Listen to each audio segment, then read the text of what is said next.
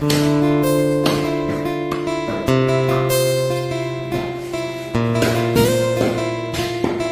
হিন্দু ধর্মের অনুসারী হয়েও ছেলের নামে গরু কুরবানি দিয়ে অনেক বেশি আলোচনার মধ্যে পড়েছে চিত্রনায়িকা অপবিশ্বাস।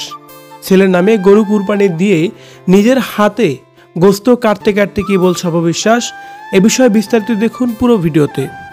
চিত্রনায়িকা অপবিশ্বাস সবসময় কোনো না কোনো কাজ নিয়ে তিনি আলোচনার মধ্যেই থাকেন।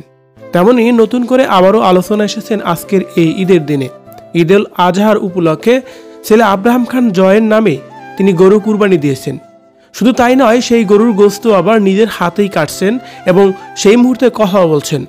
আব্রাহাম খান জয় তার পাশে বসেই তার মায়ের গোস্ত কাটা দেখছে, এমন কিন্তু সেই ভিডিওতে দেখাও যায়। ভিডিওটি মূলত অপবিশ্বাস তার ফ্যান পেজে আপলোড দিয়েছেন। এদিকে অপবিশ্বাসের এমন কাজকে অনেকেই প্রশংসার দাবিদারও বলেছেন এবং অপবিশ্বাসকে অনেক বেশি ধন্যবাদ দিচ্ছেন। সো ভিউয়ার্স, চিত্রনায়িকা অপবিশ্বাস একজন হিন্দুর অনুসারী হয়েও ছেলের নামে গরু কুরবানি করে আবার সেই গোস্ত নিজের হাতেই কাটছেন।